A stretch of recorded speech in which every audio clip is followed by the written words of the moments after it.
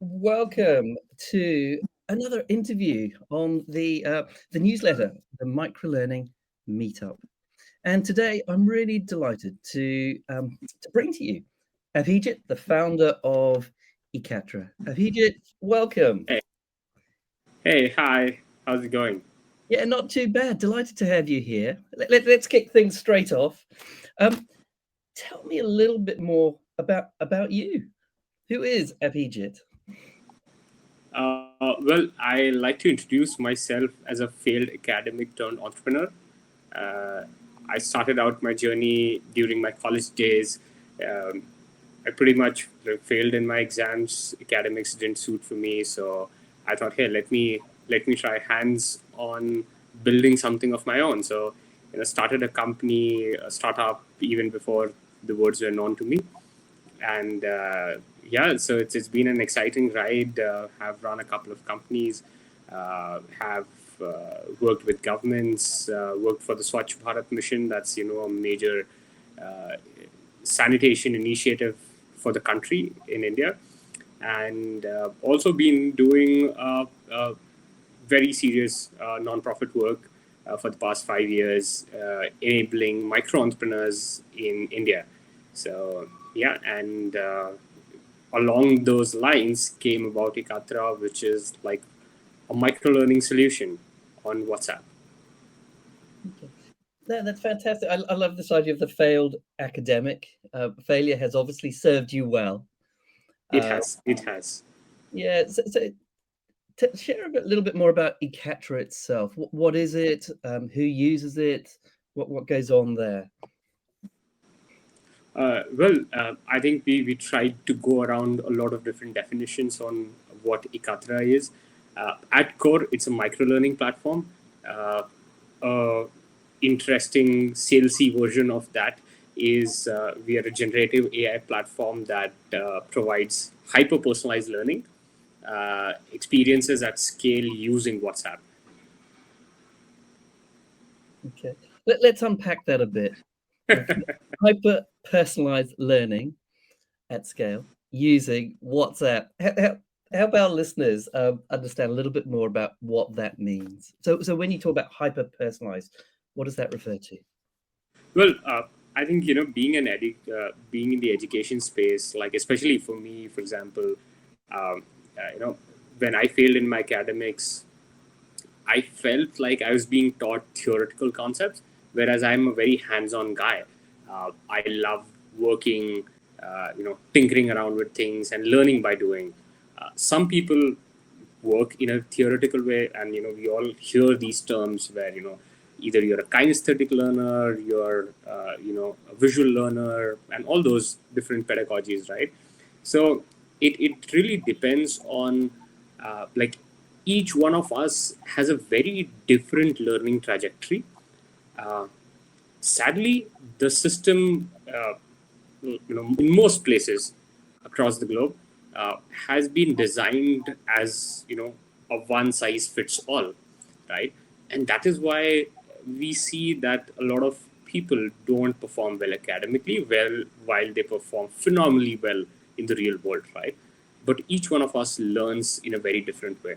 So what we're trying to do, we started with a low data, no data learning experience within the nonprofit, where we were working with students who do not have access to internet, and from there, like from that to using the same technology but making it better at scale, right? So I think what we're trying to unpack here is uh, the learning experience will be curated to the way a person wants to learn or prefers to learn, right? So that's hyper personalized uh, learning experience. So when you say that they have that choice, what do they have the choice between, in a sense? That's interesting. So there are, as I said, many different ways to go around it. So as I said, like some people like reading, some people like visuals, some people like to listen. So those kind of things are we work along that entire thing. Some people like a storytelling approach.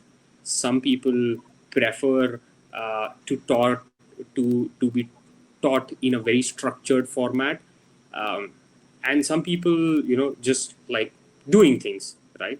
So again, those kind of things really matter in terms of how we are uh, leveraging the learning landscape in general. And what sort of learning do you offer on Ekatra? What sort of topics do people So access? Or yeah, so we primarily started with entrepreneurship as a subject, but now the platform itself allows any kind of educator to come and build their own content. So that's something already out there. Plus, now with the power of GPT and AI that's already been going around and making waves, thankfully we had an edge where we were working on it for almost a year and build that expertise on top of it. So now we can organize learning content and provide that in a very chat based environment, so it can now be scaled to any topic that you would like. So consider it like GPT, but focused on the topic that you want to learn, right? It's trained on a very specific set of information. So then the scope of it really widens. So now we're experimenting with some professors to extend them, like extend my persona as an educator and build a second an AI tutor like me on that topic, who will eventually be interacting with students when I'm not available, right? And at the same time, there's something interesting that we've recently built and it's being tested right now, where we're building 100% AI generated courses. So there are about 50 people who had signed up on the wait list. I think current numbers are about 90 people, and about 40 of them have already gone through a course where they just they typed in that, hey, I want to learn this topic, and the system generated an entire learning path for them. And about, I think, 10 of them have already completed, and we're just getting to know how it helped them. So now the topic, like coming back to the question, it can be practically anything, right? You name anything under the sun and we can help people learn that. how do you? And this is a topic that interests me, is particularly with AI. And let's stay on that for a moment. It's obviously not very far away from people's thoughts at the moment. AI and ChatGPT. And one of the questions I've got is, how does the person who creates whatever, say they've created a topic or a course, right? How do they know that that course that they've created actually makes sense, right? Because it could read well, but how do we know that there's actually that what they've created provides the opportunity to learn? And how do they know Well, that? exactly. Yeah. Yeah, so I think one thing that we're building on top of that is we one first allow people to choose a language that they want to learn in. Second is we ask them the topic. Third is we ask them the difficulty level that they want to learn. So if I'm a digital marketing professional and I want to know more, like I want to deep dive into it, right?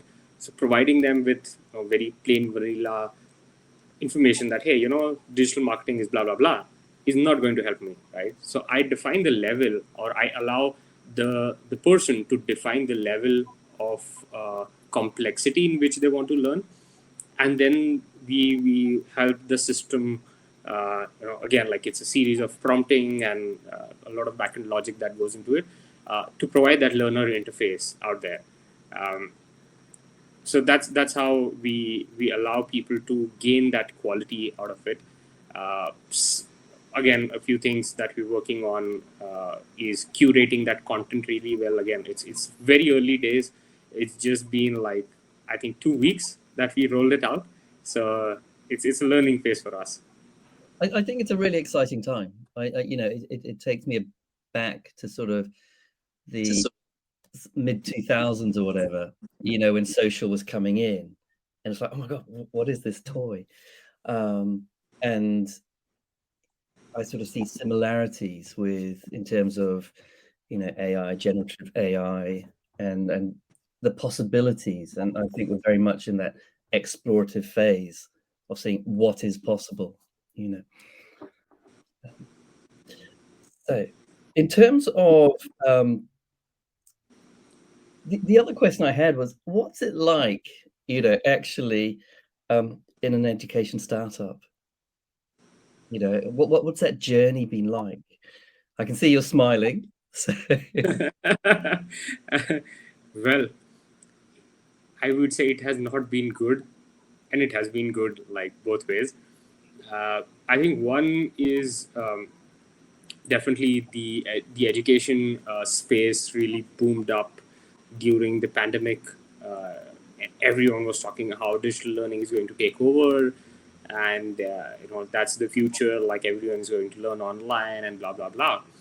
And 2 years down the line, we see everyone's back in school, and all these crazy evaluations are burning down on everyone, and sadly, a couple of bad players again in the ecosystem have really taken down on how edtech uh, as a domain is being looked upon. I think most edtechs were just glorified Zoom classes that were happening, uh, and again, like even in most cases, even the tech, like either the tech was also not great, or even the education or the content quality was not great. But somehow they managed to sell, and people got it. So yeah, that's been a challenge when you try to place yourself as an edtech venture, especially in the VC world.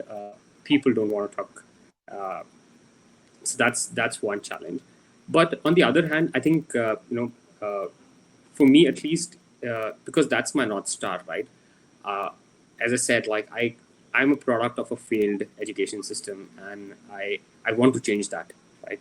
um, I have this quote that I've recently assimilated, is that education is that tool that you can use, rather it's the most powerful weapon that you can use to change the world, right?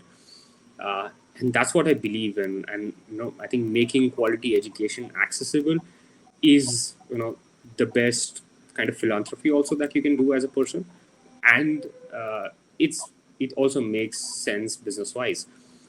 So that's my north star. And when I see people having positive experiences of as a result of what we do, uh, it humbles me, and it makes me believe in the purpose that I've set out for. And who are the sort of the learners coming or using Ekatra? Well, it's been a wide variety, honestly.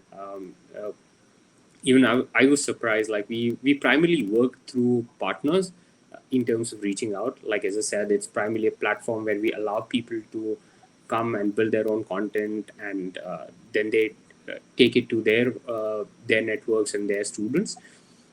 We've had like I've just interacting with one of our students yesterday. She's eighth grade student, and wanting to learn coding, and so she just came on board, and she's now trying to build something. So she came through our entrepreneurship program, and now she wants to learn coding and is going on that level. On the other hand, we have people who are in their mid 40s. Primarily, these are again like micro entrepreneurs that we work with. There are some folks who are uh, like in jobs, and they want to upskill themselves with whatever latest technologies are going on.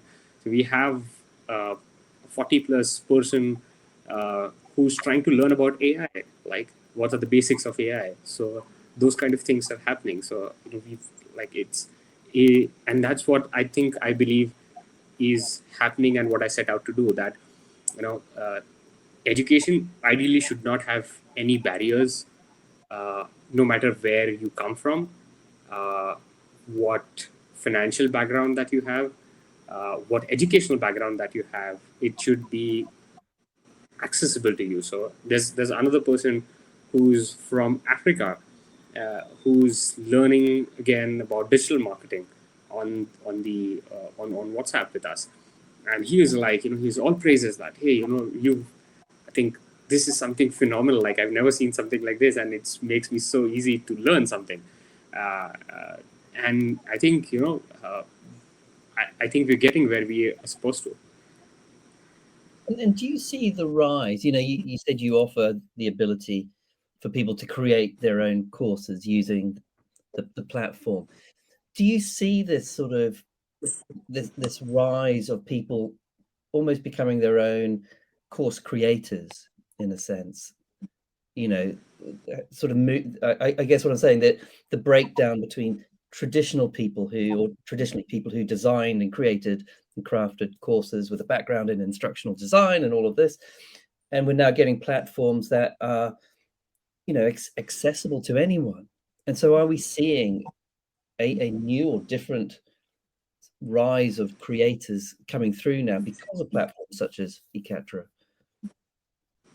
Well, yes, because I believe, and I think, one thing that I've been always saying, that why microlearning works, and I think we all, as a community, believe in that, is people's attention spans are very low, right? We are the TikTok generation of today, the Twitter generation, who wants to, have those bite-sized information, be provided. And I think a lot of instruction designers uh, of, like, in the traditional space, are yet to adapt to something like this. And I think, with the power of technology, uh, it can give them superpowers, is what I believe. I think what we need to do is codify that knowledge that an instructional designer has, and bring that at a technological level that can then serve millions of people, very simply. So uh, I think you still use that massive experience that someone has, but then break it down, and with the help of technology, you make that accessible, so people will still need those instructional designers, but they will matter in a very different way than I believe that they're supposed to. So yeah, it will give that experience for a user that, hey, I've created my own course, but I think there'll be, a much deeper way that things will move. So I guess in a sense, do you think it's moving towards a time when sort of learning principles are built into the technology, so that it's just part of the technology and the way it's constructed, and potentially, it then goes through a process where at some point an instructional designer perhaps oversees and just says, yeah, you might want to tweak it here and tweak it there. But do you think that's possible to scale? Well, absolutely. I think, just the other night I was watching Sal Khan speak about Khan Migo and how they're leveraging GPT-4, and that blew my mind. Like, that is crazy, the way that they've done things, and it makes me promise that, now, with even what Khan Academy is doing at scale, I think they their true north is exactly pretty much on the same lines. uh, I think, with technology, and I think the way things are, like, every other day things are changing. I believe, like, we had GPT a year back, then we had ChatGPT coming in a few months before, and now everyone's talking about agent GPT and stuff like that. And I think these kind of tools will uh, change the way that we learn, uh, and uh, I think, as I said, like, just jumping on my previous answers, if we are able to codify uh, these these systems, it becomes scalable, where you, as a human, then become an overseer, right? So then you keep training the system that, hey, this is the way that you would want someone to learn. So there will be, uh, you know, and just jumping back on how hyper personalizations comes into this place is now you will have like maybe instructional designers again. That's what I think is people who will build. Okay, this is how maths can be taught to a first grader in a rural setting in India, or that will be very different from how someone learns in, let's say, in Africa to a United States to, to London, where you are, and I think each one will have their own unique experiences, where now an instruction designer or a teacher becomes an overseer and a facilitator than just a delivery person. Can you see it to the point where perhaps you could train the system to the degree where actually you don't need that instructional designer there at all at some point? Well, I don't think with any kind of system, there's always a human element. I think no matter how much we've relied on Zoom and all of these video tools, uh, there's nothing beats meeting in person, right? Nothing beats having a coffee together and just enjoying the weather and talking about things around you. And at the same time, I think needs of people will evolve, because as a generation we are seeing a tectonic shift. The way that we learn is very different from people learning 5 years younger than us who learning, and then so on and so forth, right? So I think the pedagogies will evolve, uh, and I think people will have to, people who design content and courses will have to evolve with that. You will have to facilitate how the new generation learns, because from classroom to now a digital environment to micro learning to I don't know what the future holds, but we have moved, and these adaptations will continue.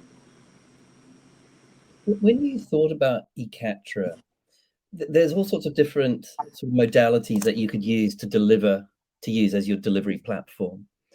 What was the thinking in terms of, well, how did you arrive at going, let's go with WhatsApp? Let's go for a sort of text-based approach in a sense, or a messaging-based approach. Uh, well, I've built Ekatra as part of a very personal problem that we faced. So when right before the pandemic, we're doing a major government program teaching entrepreneurship in semi-urban rural areas in India, and we had about 1,500 kids that were part of the program, and everything was offline. Like my teams, like we had a massive team that would go on field 10 different places, have these training the teachers, and then teachers training out, and we're managing all the logistics and stuff. And the lockdowns happened and everything just came to a standstill. And like anyone else, we thought, hey, let's do a Google Meet, let's do a Zoom call. And that's when it was a brick on our face that, hey, people don't have smartphones yet. People don't have regular internet connectivity. There were stories of people selling their cattle so that they could buy a smartphone so that their child could attend online classes. So it was it was a bad time, and for us it was like, hey, what can I do? And the most natural progression was, hey, let's do WhatsApp. And that took us from 5% attendance rates, which were on these video conferencing tools, to 50%. And then still, I still remember a couple of people calling me that, hey, I will not be able to join the classes for tomorrow because my data pack is expiring and I don't have money to pay for it, right? So we literally, had to top up people's data packs so that they could learn, because these requests came in, and that made me think, hey, this is a very temporary solution. What can I do more? So that's where we moved to text, like SMS, and audio conferencing. and that took us to about 80% engagement rate. So my numbers there were so phenomenal, like, from 5% to 80%. That made me prove that, hey, oh, this is something interesting that I'm doing. And then when I started speaking to people and realized that, okay, it was not our problem, it was 1.3 billion students globally, as per UNESCO figures, that were impacted. And that moved me that, hey, I think we are onto something. So that was the journey. It was a very solution led approach, that what can I do to solve my own problem. And is there still that sort of philanthropic element to what you do now in terms of Ekatra? Yes, that's the majority of part that we do. We engaging with multiple nonprofits. Just last night we spoke with another nonprofit based out of the US. They work with a lot of women and girls in India. They want to leverage our solution to teach them things. And everything that Ekatra does is open source and free for people to contribute. And leverage for that. You just have to go on GitHub and just fork us right there. So yeah, everything that we do is open source. So it seems like the last few years have been a real journey for you. Lots of highs and lows, lots of huge learnings. What does that next phase of that journey look like for Ekatra? Well, I think on a short term, I have two targets. One is sales, the other is investment. Right? As any startup founder, thankfully we have been supported by some good people out there who keep us afloat, and we keep contributing to the work that we do. I think what the future holds, and for Ekatra, and I think for learning in general, is I think what I would want to build is, and some of that has already been out there, is could you have your own personal tutor inside your phone, inside a device rather, which does that hyper personalized learning, right? Where it is truly offline, uh, and helps you understand concepts better, right? Because just last evening we were in this another panel discussion wherein the one of the senior leadership from Microsoft was there, and a couple of questions that came across, especially and the discussion was how GPT and how internet is or how AI is going to impact the global south. And the global south is, as they said, is data rich, but has poor connectivity, right? So we need solutions that can be offline, or that need low bandwidth, uh, and that can be personalized to learners, right?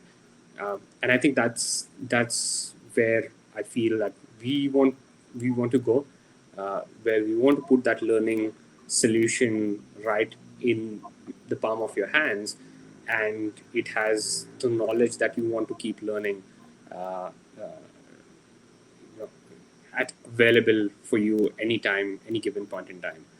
Um, and yeah, so that's where I think that we are going, and that's where I believe that we want to push the industry in that direction as well. Fantastic, thank you.